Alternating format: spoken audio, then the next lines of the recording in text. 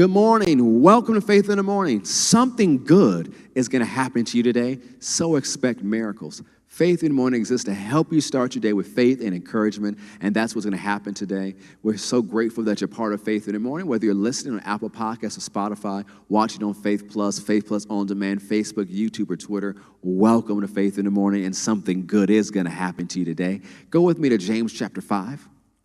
James chapter 5, we're going to start with verse 16. I'm going to read it to you in two different translations. The latter part of the verse in the New Living Translation says, "The earnest prayer of a righteous person has great power and produces wonderful results." The Amplified Classic Edition says it this way: "The earnest, heartfelt, continued prayer of a righteous man makes tremendous power available, dynamic in its working."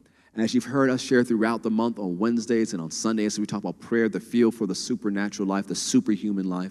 You've heard us share, and you hear us share again, that a life of prayer, a life of, as it says here, earnest, heartfelt, continued prayer, produces wonderful results and causes supernatural power to be made available.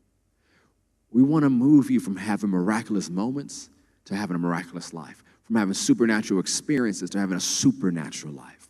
And that comes through prayer. Yes, you have your prayer time in the morning. Yes, you have your time in the Word in the morning. You spend time praying and interceding and offering up the different types of prayer the Scripture tells us to. But also throughout the day, turn to Him. Look to Him for instructions. Remember, it tells us in Philippians chapter 4 that in everything, let's just go there, because notice the key is in everything, not just in your prayer closet in the morning. Go to Philippians chapter 4. We're going to look at it real quick. Philippians chapter 4. "Be anxious for nothing, but in everything, by prayer and supplication with thanksgiving, let your requests be made known to God." There's so many things to say about this right here, but in everything is what I want to key on this morning before we go. In everything. Not just next time you go to your prayer closet, next time you have your scheduled time of prayer, and I'm not knocking scheduled times of prayer. You need scheduled times of prayer, because if you don't have scheduled times of prayer, most likely sometimes you won't pray. But I'm talking about when things show up quickly, suddenly, things you didn't expect. In that moment, turn to prayer. Because you know what happens if you turn to prayer with thanksgiving, letting your requests be known to God? You turn away from worry. You turn away from anxiety. You turn away from a trap of Satan called the cares of this world. In everything. Not later that day, but in that moment, turn to prayer. Now you might say, well, I'm around a lot of people. I can't just suddenly drop to my knees and pray. I'm not saying you need to do that.